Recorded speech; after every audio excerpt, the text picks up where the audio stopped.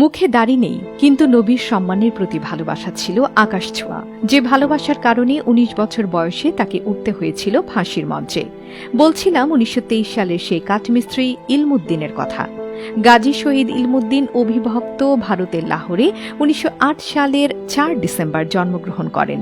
তার পিতা একজন কাঠমিস্ত্রি ছিলেন। বয়ঃপ্রাপ্ত হলে তিনিও দোকানের কাজে যোগ দেন। ১৯২৩ সালে রাজপাল রঙ্গিলা রসুল নামে একটি বই লেখেন। এই বইয়ে মহানবী হজরত মোহাম্মদ সাল্লাল্লাহু আলাইহি ওয়াসাল্লামকে নিয়ে কুৎসা রচনা করা হয়েছিল।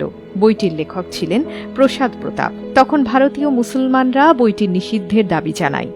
এ নিয়ে বিক্ষোভ চরমে পৌঁছালে লাহোর সেশন কোর্টে মুসলিম আইনজীবীরা মামলা করেন। আদালত রাজপালকে দোষী হিসেবে সাব্যস্ত করে।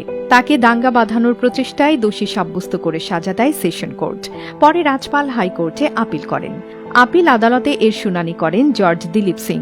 তিনি সংক্ষিপ্ত রায় উল্লেখ করেন, তার বইতে যা লেখা আছে তা ইন্ডিয়ার প্যানাল কোডের সেকশনে ১৫৩ লঙ্ঘন করে না, অর্থাৎ তাকে দাঙ্গা অভিযোগ থেকে অদ্ভুত এক রায়ের মাধ্যমে মুক্তি দেয়া হয়।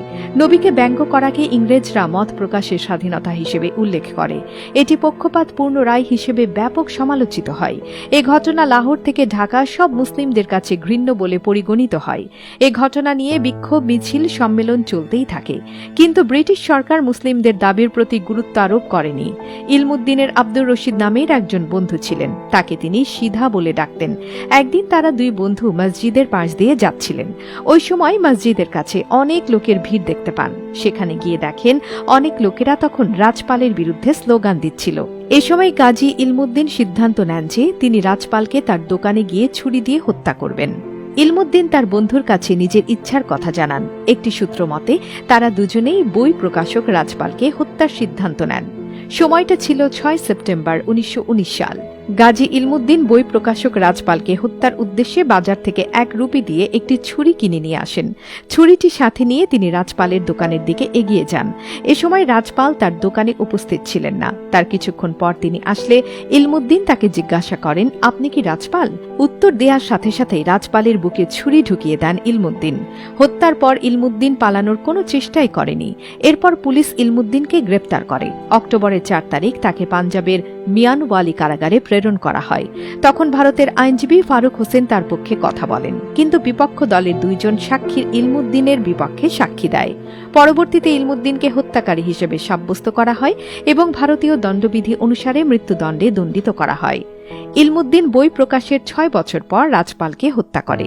এখানে উল্লেখ্য, ইলমুদ্দিন কোনো ধরনের আইনি প্রক্রিয়ায় যায়নি। ইলমুদ্দিন মনে করেছিলেন সে নবীর অবমাননাকারীকে হত্যা করার মাধ্যমে তার দায়িত্ব সম্পন্ন করেছে। কিন্তু মুসলিম আইনজীবী ও রাজনীতিবিদরা তাকে বাঁচানোর সর্বশেষ চেষ্টা করেছিলেন। মহাকবি আল্লামা ইকবাল, ব্যারিস্টার মঈনুদ্দিন খান সহ অসংখ্য মুসলিম তার পক্ষে লড়াই করতে চায়। মোহাম্মদ আলী জিন্না তার ডিফেন্স আইনজীবী হিসেবে মামলা হাতে নিল।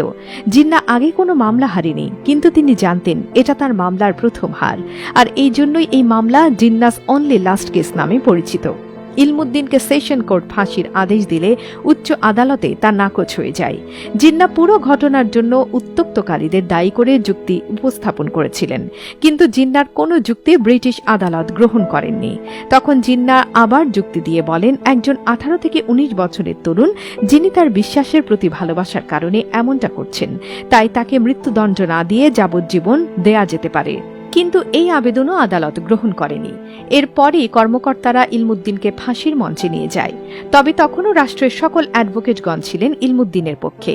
তারা বললেন, ইলমুদ্দিন তুমি বলবে, তখন তোমার মাথা ঠিক ছিল না। কিন্তু তিনি তা না বলে আদালতের কাঠগড়ায় দাঁড়িয়ে বলল, আমি স্বেচ্ছায় সজ্ঞানে তাকে হত্যা করলাম। পরে যখন অ্যাডভোকেটগণ জিজ্ঞাসা করলেন, তুমি এভাবে কেন বলছো? তিনি বলেন, আমাকে স্বপ্নে রাসূল সাল্লাল্লাহু আলাইহি ওয়াসাল্লাম বলেছেন, ইলমুদ্দিন তাড়াতাড়ি আসো, আমি তোমার জন্য অপেক্ষায় আছি। মুসলমানরা ইলমুদ্দিনকে লাহোরে কবর দিতে চেয়েছিলেন, যেখানে কিনা লিয়ানিতে তাকে জানাজা ছাড়া দাফন করা হয়েছিল। এ নিয়ে মুসলিমরা প্রচণ্ড বিক্ষোভে ফেটে পড়েন। ইলমুদ্দিনের মৃত্যুর খবর দাবানলের মতো ছড়িয়ে পড়ে। শহীদের লাশ দাফন নিয়ে তুমুল আন্দোলন শুরু হয়। মুসলিমদের তোপের মুখে পড়ে ব্রিটিশ সরকার ভীত হয়ে পড়ে। তখন ব্রিটিশ সরকার বুঝতে পারে এভাবে চলতে থাকলে আন্দোলন থামানো মুশকিল হয়ে যাবে। পরে পরিস্থিতি সামাল দিতে ব্রিটিশ সরকার ইলমুদ্দিনের লাশ কবর থেকে পুনরায় তুলতে বাধ্য হয়।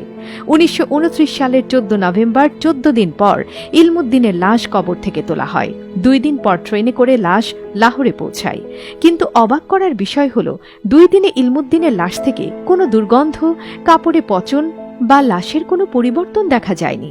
সে সময় সমস্ত শহর ও আশেপাশের মানুষ তার জানাজায় অংশগ্রহণ করেন। লাহোরের ভাটিচর থেকে শুরু করে সুমনাবাদ পর্যন্ত মানুষ ভরে যায়। জানা গেছে যে প্রায় 6 লাখ মানুষ জানাজায় অংশ নিয়েছিলেন। তখন তার খাটিয়া বহন করেছিলেন মহাকবি আল্লামা ডক্টর ইকবাল। ইলমুদ্দিনের বাবা বিশ্ববিখ্যাত কবি আল্লামা ডক্টর ইকবালকে জানাজার নামাজ পড়াতে বলেন, কিন্তু আল্লামা ইকবাল সেটা করতে চায়নি। তিনি বলেন, আমি একজন পাপী ব্যক্তি, ইসলামের এই বীরের জানাজার নামাজের ইমাম হওয়ার যোগ্যতা আমার নেই।